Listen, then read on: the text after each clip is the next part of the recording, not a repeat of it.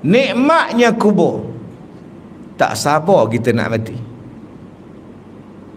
Apa salahnya lepas ni kita buat ceramah kubur yang cantik? Dalam kubur tidak ada masalah. Kita dalam dunia ni ada masalah. Makan lambat, angin masuk.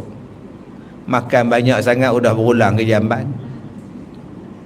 Baju banyak sangat, anai-anai makan.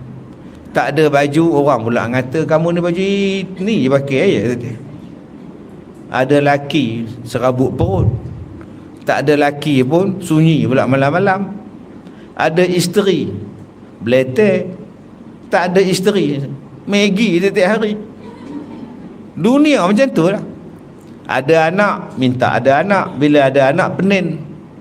Ada motor, cari motor. Bila ada motor, rosak. Ada rumah, cari rumah. Bila dah ada rumah, bocor pula. Tanah mendak pula. Bergaduh dengan kontraktor pula. Tu macam mana? Duk seorang-seorang sunyi, orang panggil tazen. Bila ada jiran, jiran pula jahat. Itulah namanya dunia. Tengok mata, mata ada sakit. Hidung pula resedung. Jantung tersumbat. Paru-paru bengkak. Buah pinggang pula sebelah je berfungsi. Kaki pula gaut. Tangan pula lembek. Lutut pula sakit. Dunia tak? Dunia lah tu. Ada tak tempat yang tak ada masalah? Ada. Nama dia kubur. Elektrik bil pun tak sampai. Meter reader air pun tak sampai. Saman pun tak sampai. Orang mengata pun tidak. Tidur lena-lena kita sampai kiamat. Kita sekarang tidur atas tilam empuk. Kucing gaduh, bangun. Kucing ngomong ngurat, punya jantan mengurat. Wow, gatal sungguh tompok ni pun. Dia musim mengawan. Tengah tidur pula perompak masuk, jaga. Inilah dia dunia. Ada tak tempat yang tidak ada masalah? Ada, nama dia kubur. Sebab itu kubur adalah tempat rehat. Tuan-tuan kalau nak rehat, kubur. Sekarang bukan masa untuk berehat. Sekarang masa untuk beribadat. Sebelum tidur, baca dulu 3 kul. Baca dulu ayat kursi. Supaya tidur dapat pahala. Tidur sampai jam 4:30 bangun. Qada sembahyang, taubat sampai subuh. Habis subuh tak balik. Baca Quran sampai naik matahari. Masuk duha sembahyang. Balik sarapan. Makan kuih dangai. Habis ketui mai barakah. Ngaji sampai pukul 12.30. Balik rumah tidur kejap. Lepas zuhur masak-masak makan. Kemudian baca Quran balik. Sambil baca tersengguk-sengguk tidur atas Quran.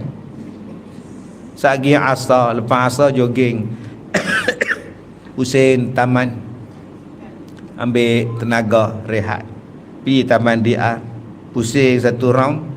Dekat taman rekreasi tu pusing 1 round berhenti. Cendol 1, laksa 2. Kena tiap-tiap hari gemuk tu kan. Cadar-cadar nak ronda jogging-jogging. Dia berlasah situ, makanan punya banyak. Lala duduk sila makan situ.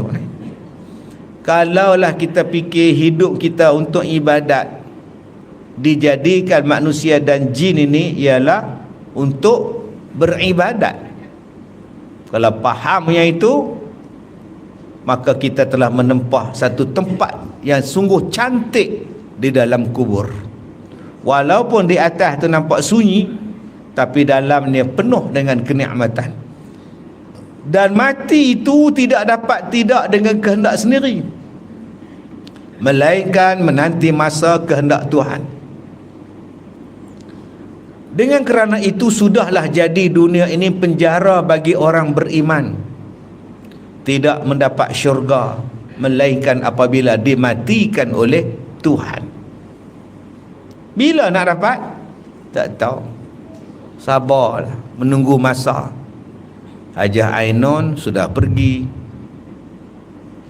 Okey, Haji Rani suami dia pun dah pergi. Hajah Aisyah punya suami pun, Pak Engku pun dah pergi. Seorang-seorang meninggalkan kita. Agak-agak minggu ni siapa pula ni? Tak tahu. Siapa pula yang duduk atas pentas ni? Siapa yang akan diusung ke bilik jenazah? Dulu waktu kita nak buat bilik jenazah tu, orang duk kata, apa Ustaz Kazim tu nak buat pula? Tak tahu lah. Ada je kepala otak bilik jenazah lah, apalah. Sekarang ni tiap-tiap bulan ramai orang mati. Baru nampak. Bila dah ramai pula mati guna bilik jenazah, dia mengata lagi, sejak dia buat bilik itu yang mati ramai. La ilaha illallah. Ada je tak kena ni. Orang ni kalau hati busuk, semua benda yang dibuat orang semua tak betul. Pada esok entah-entah dia yang akan dimandikan di situ. Sekarang siapa yang mandi di Al-Barakah, uruskan di Al-Barakah jenazah, sekupang pun kita tak ambil duit. Duit van ke, duit mandi mayat ke, duit kapan ke, duit apa, semuanya dibayar oleh Al-Barakah. Dia ahli kita ke, dia bukan ahli pelajar kita ke, mai nak tumpang mayat mai, kita tak akan ambil duit. Ini kita punya sumbangan. Mudah-mudahan Allah bagi pahala pada kita. Kita yang share ni pun dapat pahala sekali. Itulah kok nak tolong kita dalam kubur nanti ni. Sampai mati orang pun kita nak ambil untung lagi, macam mana? Buatlah khairat juga. Baik. Dan orang yang kafir, di sinilah syurganya. Kerana di dunia ini dia mendapat bersuka hati dan bersenang-senang diri daripada azab Allah. Cuba tengok jadi orang kafir. Makan ni lah. Pakailah. Yang orang Islam sibuk nak pakai macam dia orang tu pasal apa? Orang kafir bila buat majlis anugerah filem, pakainya baju tak pakai, kain saja. Hari ni orang Islam pun tiru, orang Malaysia pun tiru, pelakon-pelakon ni artis-artis. Hang tu pun asal pada Kebun Getah mana tak tahu, asal pada kampung Bendang. Jadi artis bila mai anugerah, wah, pakai mengalahkan Hollywood. Baju dalam tak pakai, apa tak pakai ni haram. Bila ustaz tegur kata haram pakai macam tu, ustaz dia nak glamour. Tak ada glamour, tak ada maknanya glamour. Saya dia nak glamour apa gitu tuan? Nak glamour apa ke saya? Saya sampai masuk lah Jamban, orang ambil gambar. Keluar-keluar Jamban, ustaz ambil gambar. 2-3 hari lepas saya ceramah di Pulau Pinang, tak sempat bagi salam. Orang nak salam lah, dia tunggu tu. Assalamualaikum, astaghfirullahaladzim. Kita baru nak bagi salam. Kita menegur bukan kerana nak glamour, kita tegur kerana sayang. Kerana sayang, kita sama-sama Muslim. Minta pada suami-suami artis, nasihat isteri masing-masing, jangan pakai menjolok mata. Minta pada suami bapa-bapa artis, larang anak tu, ku anfusakum wa ahlikum nara. Kamu nak jadi artis, jadilah, tapi pakaian, sopan, adab, hukum kena jaga. Jangan bila jadi artis, kami mempunyai dunia kami sendiri, dunia seni, dunia artis. Apa dunia seni boleh menjadikan halal segala yang haram? Nanti kalau kita dah masuk dalam kubur, kita akan rasa apa yang kita buat dulu betul ataupun tak betul. Jadi kalau ada orang nasihat pada kita, bukan dia benci, bukan dia nak cari glamour, dia sayang pada kita. Jangan jadi macam orang kafir. Mereka tak fikir benda-benda tu dah. Tapi kita ni orang Islam kena fikir apa yang kita buat. Adapun di negeri akhirat menjadi tempat azab dan dera. Sebab itulah dikatakan dunia ni syurga untuk mereka. Sebab di akhirat nanti mereka dah tak jumpa dah syurga. Yang mereka jumpa hanyalah dera, dera dan dera. Demikianlah datangnya hadis yang dikeluarkan oleh Abu Isa At-Tirmizi. An Abi Hurairah qala Rasulullah sallallahu alaihi wasallam, ad-dunya sijnul mu'min wa jannatul kafir. Diriwayatkan daripada seorang sahabat bagi Nabi sallallahu alaihi wasallam, namanya Abi Hurairah radhiyallahu anhu, katanya telah bersabda Nabi, bermula dunia itu penjara orang mukmin dan syurga bagi orang kafir. Kata Abu Isa, bermula ini hadis hasan lagi sahih, dan ada riwayat daripada seorang sahabat namanya Abdullah bin Amru radhiyallahu anhu membawakan juga hadis ini. Baik.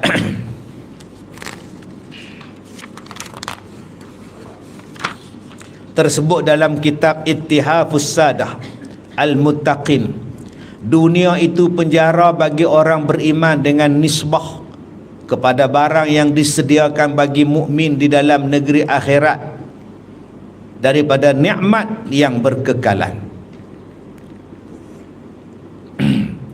Dan syurga orang kafir itu kepada barang yang lagi akan datang di akhirat kelak, baginya ialah azab Jahannam. Bagi kita ni, penjara di dunia ni memanglah tak seronok. Dunia memang tak seronok. Tapi ingat, keseronokan kita itu ialah syurga digantinya.